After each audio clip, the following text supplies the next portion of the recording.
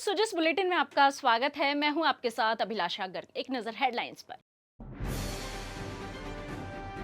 मुख्यमंत्री ने शिक्षा विभाग की बजट घोषणाओं की विस्तृत समीक्षा। हरियाणा राजस्थान के तहत वर्ल्ड बुक रिकॉर्ड सर्टिफिकेट किया गया प्रस्तुत। शहरी सेवा शिविरों से आमजन को मिलेगी बड़ी राहत। बकाया लीज राशि एक मुश्त जमा करने पर ब्याज में मिलेगी 100% छूट। जनगणना 2027 की तैयारियों को लेकर राज्य स्तरीय समन्वय समिति की प्रथम बैठक। डिजिटल स्वरूप में होगी जनगणना। गांव और तहसील स्तर का सटीक डेटा बनेगा योजनाओं का आधार। मुख्यमंत्री श्री भजनलाल शर्मा ने आज मुख्यमंत्री कार्यालय पर स्कूली शिक्षा, उच्च शिक्षा, तकनीकी और संस्कृत शिक्षा विभागों की बजट घोषणाओं की विस्तृत समीक्षा बैठक की। इस दौरान मुख्यमंत्री श्री शर्मा ने शैक्षणिक सुविधाओं और सेवाओं के सुदृढ़ीकरण और विस्तार पर आवश्यक दिशा निर्देश प्रदान किए। इस दौरान मुख्यमंत्री को उप मुख्यमंत्री डॉक्टर प्रेमचंद बैरवा और शिक्षा मंत्री श्री मदन दिलावर ने हरियाणा राजस्थान के अंतर्गत दुर्लभ प्रजातियों के रिकॉर्ड पौधे लगाने पर world book record of London का सर्टिफिकेट प्रस्तुत किया। बैठक में संबंधित विभागों के उच्च अधिकारी उपस्थित रहे। मुख्यमंत्री श्री भजनलाल शर्मा के निर्देश पर 17 सितंबर से 17 अक्टूबर तक प्रदेश भर में शहरी सेवा शिविरों का आयोजन किया जाएगा, जिसमें आमजन को विभिन्न सरकारी योजनाओं का लाभ मिलेगा और उनकी समस्याओं का शीघ्र निस्तारण होगा। अधिसूचना के अनुसार शहरी सेवा शिविर में पिछले वर्षों की बकाया लीज राशि वर्ष 2025-26 तक एक मुश्त जमा कराने पर ब्याज में 100% छूट का प्रावधान किया गया है। फ्री होल्ड पट्टे हेतु 10 वर्ष तथा लीज मुक्ति हेतु 8 वर्ष की लीज राशि और पिछले वर्ष की बकाया लीज राशि वर्ष 2025-26 तक अग्रिम एक मुश्त जमा कराने पर बकाया लीज राशि में 60% छूट मिलेगी। इसी प्रकार आवासीय भूखंड के पुनर्ग्रहण शुल्क में 250 वर्ग मीटर तक 75%, 250 वर्ग मीटर से अधिक व्यय 500 वर्ग मीटर तक 50% और 500 वर्ग मीटर से अधिक व्यय 1000 वर्ग मीटर तक 25% छूट प्राप्त होगी। इसके अलावा कृषि भूमि पर बसी कॉलोनियों के भूखंडों के पट्टों पर भी 100% ब्याज छूट मिलेगी। अपंजीकृत दस्तावेजों से खरीदी गई संपत्तियों पर शास्ती में 100% छूट दी जाएगी। शिविरों के माध्यम से भवन निर्माण स्वीकृति, भू उपयोग परिवर्तन और अन्य प्रक्रियाओं में कार्य की गति तेज करने के लिए भी विभिन्न प्रावधान किए गए हैं। इन शिविरों में आमजन को राहत मिल सकेगी और विकास कार्यों में तेजी आएगी।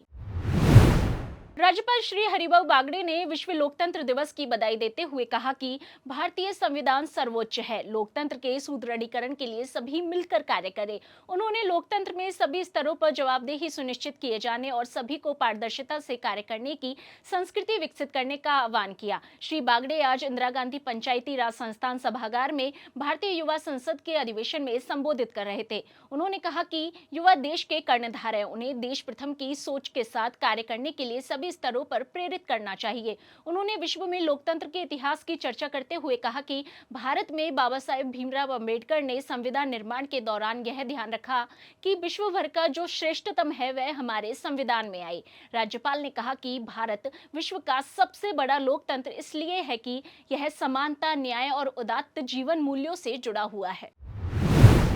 राजस्थान विधानसभा अध्यक्ष श्री वासुदेव देवनानी ने कहा कि वर्तमान परिदृश्य को देखते हुए युवा पीढ़ी वर्ष 2047 तक विकसित और श्रेष्ठ भारत के निर्माण हेतु प्रकृति और गौ सेवा से जुड़े। उन्होंने कहा कि प्रधानमंत्री श्री नरेंद्र मोदी के नेतृत्व एवं मार्गदर्शन में हमारा देश विकास के पथ पर निरंतर प्रगतिरत है तथा वर्तमान में देश की अर्थव्यवस्था जापान को पीछे छोड़ते हुए चौथे पायदान पर काबिज हो गई है। श्री देवनानी सांचौर शहर स्थित शिव शक्ति नगर में हरियाणा राजस्थान और एक पेड़ मां के नाम अभियान के तहत आयोजित वृक्षारोपण कार्यक्रम को संबोधित कर रहे थे।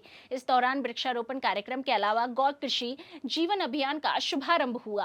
कार्यक्रम को संबोधित करते हुए विधानसभा अध्यक्ष ने कहा कि भारत आगामी वर्षों में सनातन धर्म और भारतीय संस्कृति के उच्च मूल्यों के समावेशन से पुनः विश्व गुरु बनने की ओर अग्रसर है। उन्होंने वर्तमान परिस्थितियों को देखते हुए कृषि पद्धतियों में हो रहे आधुनिक बदलावों और ऑर्गेनिक खेती को अपनाने की बात कही।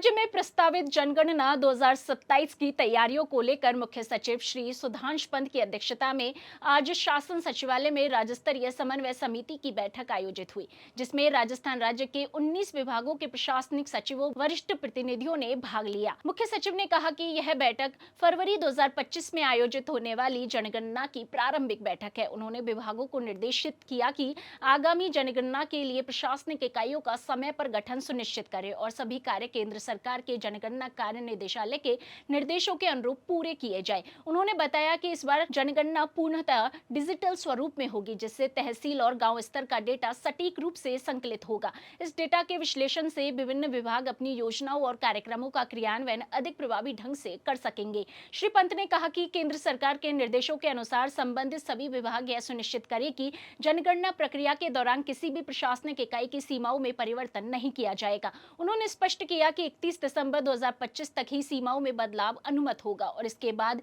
1 जनवरी 2026 से मार्च 2027 तक किसी भी प्रकार का परिवर्तन स्वीकार्य नहीं होगा।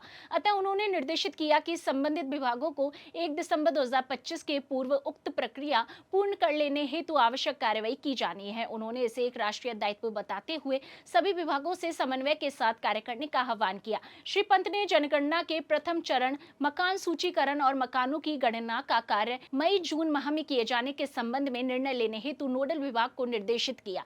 बैठक में जनगणना 2027 का संक्षिप्त परिचय, कार्यपद्धति, राज्य सरकार की जिम्मेदारियां, समय सारणी और प्री टेस्ट पर चर्चा की गई। साथ ही क्षेत्राधिकार परिवर्तनों को अंतिम रूप देने, मकानों का सूचीकरण और मकानों की गणना की समयावधि निर्धारण, विभिन्न स्तरों पर समन्वय समितियों के गठन, विभागवार जिम्मेदारियों के निर्धारण और व्यापक प्रचार प्रसार की रूपरेखा पर भी विचार विमर्श किया गया। शिक्षा एवं पंचायती राज मंत्री श्री मदन दिलावर ने अधिकारियों को निर्देशित किया है कि 17 सितंबर से शुरू हो रहे ग्रामीण सेवा शिविरों में आने वाले ग्रामीणों को तत्काल राहत दी जाए। संबंधित विभागों के अधिकारियों का यह प्रयास होना चाहिए कि जो भी व्यक्ति सरकारी योजनाओं के लाभ और राजस्व संबंधी अपने काम लेकर शिविर में आए वह निराश नहीं हो। श्री दिलावर कोटा जिला कलेक्ट्रेट सभागार में कोटा जिले में आयोजित किए जाने वाले शिविरों की तैयारियों की समीक्षा कर रहे थे। शिक्षा एवं पंचायती राज मंत्री ने कहा कि शिविरों में किसी भी प्रकार की कोताही न बरती जाए।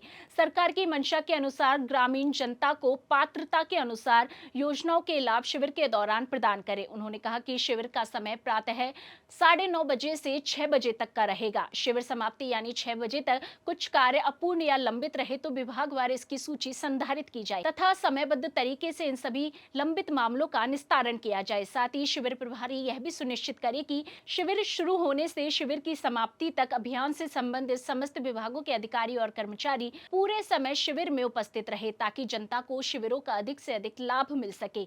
श्री दिलावर ने बताया कि अभियान की अवधि तब तक होगी जब तक कि सभी पंचायत समितियों की प्रत्येक ग्राम पंचायत में शिविर का आयोजन न हो जाए।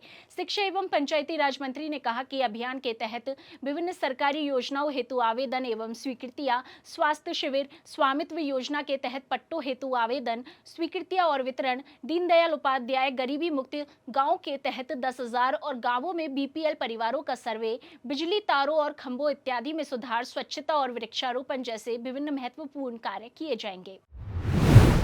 संसदीय कार्य विधि एवं विधिक कार्य मंत्री श्री जोगाराम पटेल और जोधपुर जिला कलेक्टर श्री गौरव अग्रवाल ने ग्राम पंचायत सांगरिया में सालावास मुख्य ड्रेनेज के क्षतिग्रस्त होने के कारण गांव में सीवरेज के गंदे पानी की निकासी के लिए ड्रेनेज का जायजा लिया। श्री पटेल ने कहा कि सीवरेज के पानी की त्वरित निकास सुनिश्चित की जाए। उन्होंने नगर निगम के अधिकारियों को निर्देशित करते हुए कहा, अस्थायी और त्वरित समाधान के लिए हेलीपैड सर्किल से कुडी नाले में पाइपलाइन के माध्यम से आवश्यक संसाधन लगाकर गंदे पानी की शीघ्र निकासी कर आमजन को राहत प्रदान की जाए। उन्होंने सांगरिया की भावी आवश्यकता को ध्यान में रखकर हेलीपैड सर्किल से चामुंडा मंदिर होते हुए सिंघवी टेंट हाउस तक 2.5 किलोमीटर की 1200 mm की नवीन सीवरेज लाइन के लिए डीपीआर बनाने के लिए निर्देशित किया। उन्होंने कहा कि सांगरिया में वर्तमान सीवरेज लाइन जिगजैग आकार और कम क्षमता की है, जिससे बारिश में ओवरफ्लो से कॉलोनियों में गंदा पानी फैल जाता है। इस विषय को ध्यान में रखकर निगम के अधिकारी नवीन ड्रेनेज के लिए प्लान तैयार करें। संसदीय कार्य मंत्री ने नगर निगम आयुक्त श्री सिद्धार्थ पालानीचामी के साथ वैकल्पिक निकास के लिए हेलीपैड सर्किल और अन्य पॉइंट्स का मौका देकर भावी कार्य योजना बनाने के लिए आवश्यक निर्देश दिए। उन्होंने ग्राम पंचायत सांगरिया के सभागार में जन सुनवाई कर आमजन की परिवेदनाओं को सुना और अधिकारियों को त्वरित समाधान के निर्देश दिए। सो जिस बुलेटिन में आज के लिए इतना ही, फिर होगी आपसे मुलाकात, तब तक के लिए नमस्कार।